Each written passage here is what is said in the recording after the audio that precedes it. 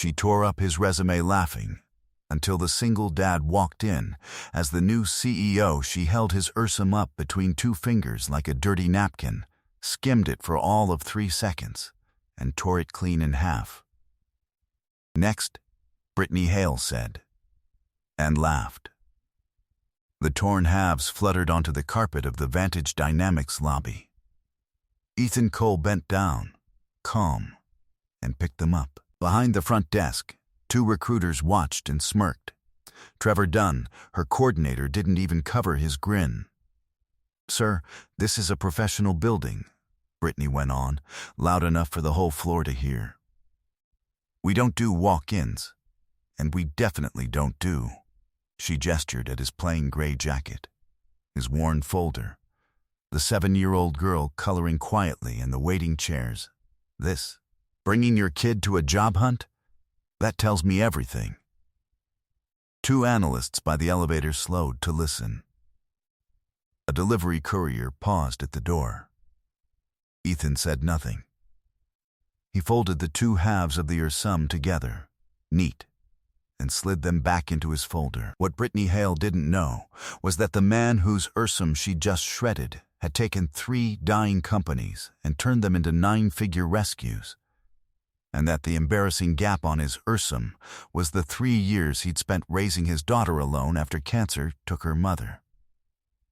What Trevor didn't know was that by lunch, the box on his desk would be the one he was packing. And what none of them knew was that in 90 minutes, the woman from Hawthorne Capital would walk to the podium in the all-hands room 1 floor up, ask everyone to welcome the new chief executive of Vantage Dynamics, and Ethan Cole would stand. 3 hours earlier, he'd had no idea the morning would go like this. At 6 a.m. The kitchen was still dark, and Ethan moved through it from memory.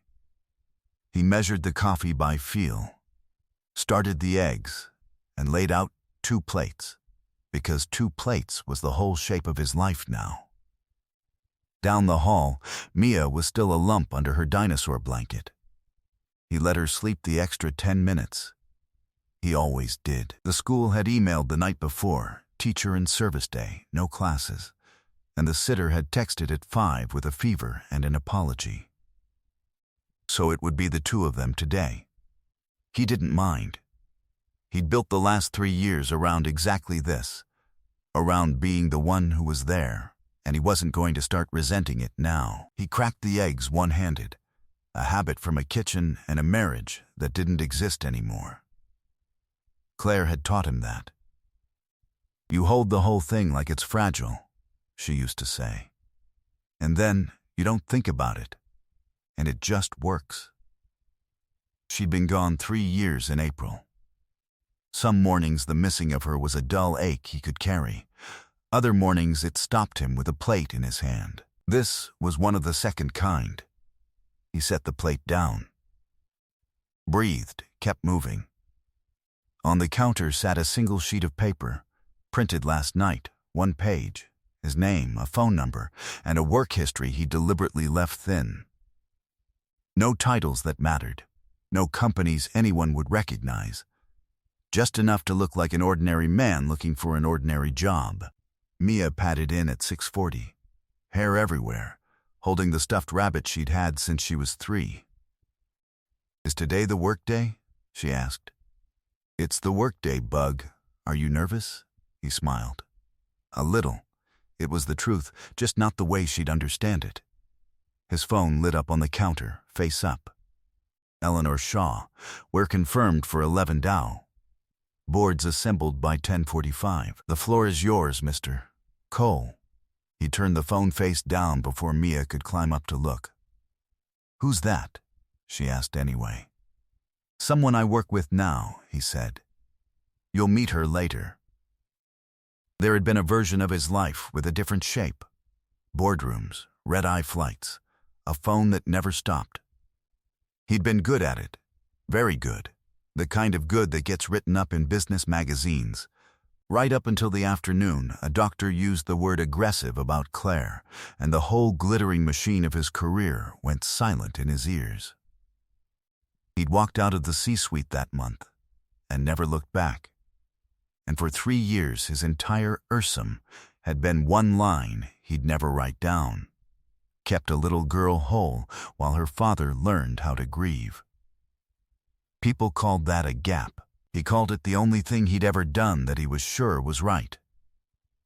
He didn't explain the rest. He couldn't, not in a way a 7-year-old would follow, that Hawthorne Capital had bought a sinking company called Vantage Dynamics, that they'd spent 2 months convincing him to leave his quiet life and come run it, and that he'd said yes on one condition. He wanted to see the place from the bottom first. Culture is the thing I actually fix, he told Eleanor. And you can't see culture from a corner office. You see it from the lobby.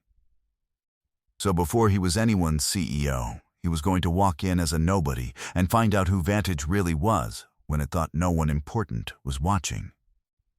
He just hadn't expected the answer to be this clear, this fast. The Vantage Dynamics lobby was all glass and gray stone, designed to make a person feel small, and it worked. Ethan signed the visitor log in plain block letters and led Mia to the waiting chairs.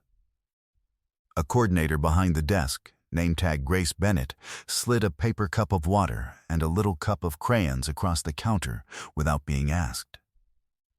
"For the artist," she said, smiling at Mia. "We've got a wall over there she can use if you want." She had the tired, steady warmth of someone who was also doing this alone. A framed photo by her keyboard showed a boy about Mia's age. "Are you here for the 10 o'clock? "Just dropping off an application," Ethan said. "Operations, entry level. I'll let talent acquisition know." She picked up the phone, kind and unhurried, and Ethan felt something in his chest unclench. There, he thought. That's the company that's still worth saving. He just had to find out how rare she was. He found out in about 4 minutes. Brittany Hale came out of the elevator at a clip, heels loud on the stone, phone in one hand, the other already out for his Ursum. She was maybe 34, sharp suit, sharper expression, and she read his single page the way someone reads a parking ticket. Operations? With this, she turned the sheet around as if he'd never seen it. There's a 3-year hole in your work history. 3 years. What were you doing? Finding yourself? Raising my daughter, Ethan said. Trevor Dunn, drifting over with 2 coffees, snorted, "Stay-at-home dad," he stage whispered. "That's a vibe. It's a gap." Brittany corrected him, smiling, "And gaps don't make it past me." She glanced at Mia at the crayon wall, then back at Ethan, and the smile turned into something with teeth. "Look, I'm going to be honest, because no one else will be. You're what, late 30s? You've got a kid, no recent experience, and a 1-page Ursum that looks like you wrote it this morning. We are not a daycare with a payroll. Okay?" His phone buzzed in his pocket. Eleanor Shaw, board seated early. "Whenever you're ready." He didn't reach for it. He almost stood up, almost ended it right there, walked to the elevator, became who he actually was. But Grace had been kind, and that meant kindness existed in this building, which meant cruelty was a choice here, not the water. He needed to see how far the choice went. So he stayed in the cheap chair and said, evenly, "I'd still like to leave my information." "Sure you would," Brittany said. What she didn't know was that she was being interviewed too. And that, so far, she was failing every question on the page. She could have stopped there. People who are honest with themselves usually do. Brittany kept going, because an audience had gathered and audiences made her bigger. "You know what your problem is?" She perched on the edge of the reception desk, his Ursum held high so the analysts by the elevator could see. "You think showing up is a qualification. I'm a dad. I'm reliable. I just need a chance. She did a little voice when she said it, and Trevor laughed on cue. Everybody needs a chance. You think the people who built this company needed a chance handed to them? They earned it. They didn't show up with a juice box and a sob story. I didn't tell you a sob story, Ethan said quietly. You didn't have to. It's stapled to you. She held up the page one more time, scanning it like she was hunting for the worst line, and then, for the benefit of the room, for the laugh, for the small ugly power of it, she tore it in half. Then, in half again. She let the pieces drop. There, she said. Saves us both the trouble. Trevor, walk our guest out before he gets crayon on the furniture. The lobby went quiet, in the particular way rooms go quiet, when people are ashamed, but not brave. Grace half rose from her chair. An older analyst by the elevator looked at the floor. Nobody said the thing they were thinking. Ethan knelt and gathered the 4 torn pieces of paper. He did it slowly, not to make a point, but because he refused to be rushed by someone like this. And from the crayon wall, in the clear, carrying voice of a 7-year-old who has had enough, came, "Don't talk to my dad like that. He's the kindest person in the whole world." Mia stood there with a purple crayon and a furious chin. And he reads to me every single night, even when he's tired. For 1 second, just one, Brittany Hale's face did something honest. It flickered. Then she recovered, and the recovery was worse than the cruelty, because it was a shrug. "Cute," she said, and turned back to her phone. Ethan crossed the lobby, crouched down to Mia's height, and tucked a loose strand of hair behind her ear. "Hey, you okay? She was mean." "She was," he agreed. "And you were brave. But I need you to do something hard for me, okay? I need you to color one more picture, just one. And then everything's going to be fine. Promise?" "Promise." He sat her back at the wall, walked to the far corner by the windows, and finally pulled out his phone. He looked at the 4 pieces of his torn Ursum in his other hand for a long moment. The one page he'd made deliberately small, so he could see people clearly. He'd seen them. He typed, "Eleanor, pull 2 personnel files before we go up. Brittany Hale, talent acquisition, and Grace Bennett, front desk. I'll explain in the room." The reply came in 15 seconds. "On it." "So you've decided?" "I've decided," he wrote. "Let's go." What Brittany Hale didn't know as she scrolled her phone and waited for the elevator was that the man she'd just walked to the door had stopped being a job applicant, and that the next time she saw his face, it would be from the wrong end of a room she no longer controlled.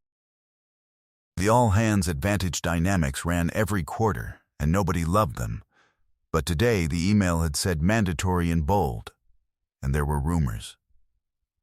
Hawthorne Capital had finalized the acquisition. Heads were going to roll. By 11 Doro, the 8th-floor town hall room was packed. 300 people in folding chairs, more standing along the back wall. The executive team in the front row, pretending to be relaxed. Brittany Hale sat 3rd row, center, where she liked to be seen, Trevor beside her. Eleanor Shaw walked to the podium at 11:02. Managing partner, Hawthorne Capital, silver-haired, unhurried, the kind of calm that made loud people nervous. The room hushed on its own. "Thank you all for coming," she said. "I know there's been anxiety. Let me cut through it. Hawthorne didn't buy Vantage to gut it. We bought it because the bones are good, the engineers are good, the product is good." A pause. "What's been failing here isn't the work. It's the culture. So we went looking for someone who fixes exactly that. Someone who's turned around 3 companies people had already written off, and who, 3 years ago, walked away from all of it to raise his daughter after he lost his wife. We had to ask him twice. A few people chuckled. This morning, he asked if he could spend an hour downstairs first, in the lobby, as an ordinary applicant, because he wanted to meet this company the way this company meets strangers. In the third row, Brittany Hale's stomach dropped a half-inch before her brain knew why. "Please welcome the new Chief Executive Officer of Vantage Dynamics," Eleanor said. Ethan Cole. The side door opened. Ethan walked in, same plain gray jacket, same worn folder under his arm, and crossed to the podium. The room didn't applaud right away. It recognized first. Grace Bennett, standing in the back, pressed a hand to her mouth. The older analyst from the lobby, the one who'd studied the floor while a man's life got torn up, went very still, then looked straight at Brittany, and so did the two recruiters who'd smirked behind the desk that morning. One row over, a woman who'd said nothing in the lobby pulled out her phone and started typing fast, and in the third row, the blood left Brittany Hale's face all at once, like a window losing its light. Her champagne-colored manicure froze on her screen. Beside her, Trevor Dunn made a small sound, like a man stepping off a curb that wasn't there, and slid down an inch in his chair as if he could leave the row without standing up. Ethan set his folder on the podium and opened it. He took out 4 torn pieces of paper and laid them, edge to edge, on the wood. The microphone caught the small, dry sound of it. "This is my Ursum," he said, mild and clear. Or it was before it got torn up in our lobby an hour ago. I made it short on purpose. I left off the titles. I wanted to know what this company does with a person it has decided is nobody. He looked up, and he found her in the third row without hunting, the way you find the one face you're looking for. Now I know. 300 people turned to follow his eyes. Brittany Hale shrank in her seat as the weight of the room landed on her at once. "I'm not going to name anyone from up here," Ethan went on. "That's not what this is about. But I'll tell you what I watched this morning. I watched someone get water and crayons for a child without being asked, just because it was kind." A pause. Grace went pink in the back. "And I watched someone tear a stranger's life into 4 pieces on the floor for an audience, because it was fun. Both of those people work here right now. Only one of them is going to in a month." The silence had a pulse to it. "Here's the standard, starting today," he said. "We do not measure people by the gaps in their story. Some of the best people I know have gaps, because they were sick, or grieving, or raising someone, or just down on their luck. The gap isn't the flaw. How you treat the person standing in it. That's the flaw. Or it's the proof. We're going to hire for the proof." Then he glanced toward the side door and smiled. The first real smile he'd worn all morning. "Also, my daughter's in the green room with about 40 crayons and a security guard who's losing badly at tic-tac-toe. So I'll keep the rest short." The laugh that broke the room was relief as much as humor. The applause came after it, and it was real, and it went on, and Brittany Hale sat inside it like the only cold spot in a warm room. But the consequences were only beginning. By the end of the day, 3 things would happen that Brittany hadn't let herself imagine an hour ago, and the first of them was already walking toward her, in the form of an HR director with a folder and a quiet expression. By 4:30 that afternoon, Brittany Hale had cleared her desk. It wasn't a scene. That was almost the worst part. There was no shouting, no public march to the door. The HR director simply sat across from her with the new ownership's first directive in hand. A review of talent acquisition practices inconsistent with company values, prompted, the document noted, by direct observation. There were complaints in the file she'd never been told about. 3 applicants in the last year who'd written in to describe exactly the kind of morning Ethan had just lived. She'd filed those emails under Cranks. New ownership had not. She tried once to find Ethan in the executive corridor. To explain. To say if I'd known who you were. He happened to be coming the other way, Mia's hand in his, and he stopped. Because he wasn't going to be the kind of man who refused to look at someone. Mr. Cole, if I'd had any idea, that's the part I want you to sit with, he said. Not unkindly. Not that you were rude to a CEO. That you'd have been fine to a CEO. The man in the lobby was the same man standing at the podium. You just couldn't see him until there was a reason to. He gave her a small nod. I hope you land somewhere you learn that. I mean it. He didn't gloat. He felt no rush of triumph watching her go. Only the flat, quiet recognition that people eventually meet the thing they hand out. Trevor Dunn, who had laughed on cue all morning, was reassigned by Friday to a role with no audience and no power to humiliate anyone, and found, to his surprise, that without Brittany beside him, he had nothing clever to say at all. And Grace Bennett got a different kind of afternoon. Ethan stopped at the front desk on his way out, Mia swinging off his arm. The water and the crayons, he said. You didn't know who I was either. You were just kind to a tired man and his kid. He slid a card across the counter. We're standing up a new people and culture team. Someone has to lead the hiring we should be doing. I'd like it to be someone who already does the right thing when nobody's watching. Think about it. No rush. Grace looked at the card, then at the photo of her son by her keyboard. Then back. I don't have a fancy resume, she said. Ethan smiled. Good, we're done measuring those. 3 weeks later, the mornings looked a little different. Ethan still made 2 plates and still cracked the eggs one-handed. But Mia had a new pair of light-up sneakers by the door.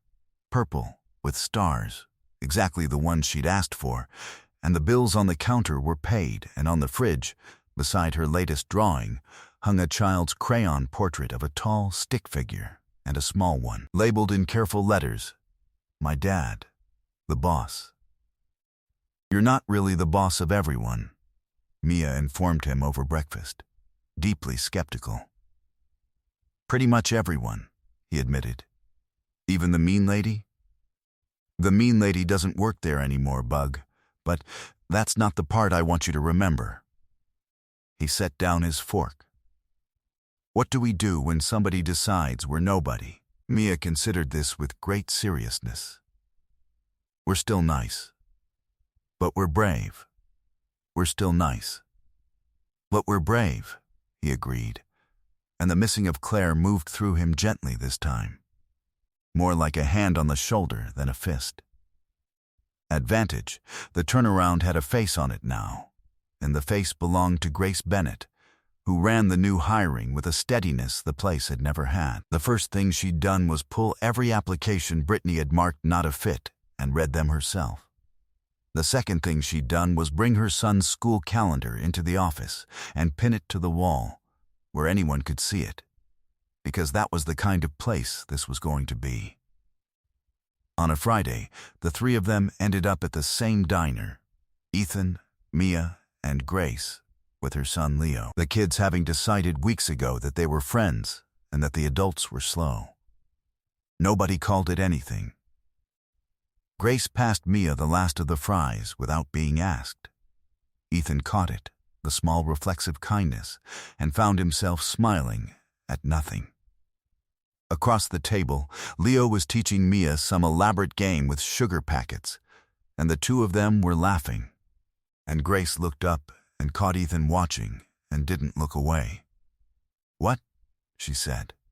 Nothing, he said. Just, this is good. Outside, the afternoon went gold against the windows. Inside, 2 kids built a fort out of sugar packets and lost spectacularly. A torn arsum had become 4 taped-together pieces in a desk drawer, kept not as a trophy, but as a reminder. And a man who'd once measured his whole life in 2 plates set out for breakfast was beginning, carefully, to wonder if it might someday be 3. Not yet. There was no rush. But for the first time in 3 years, someday didn't feel impossible. It felt like a door, just barely open,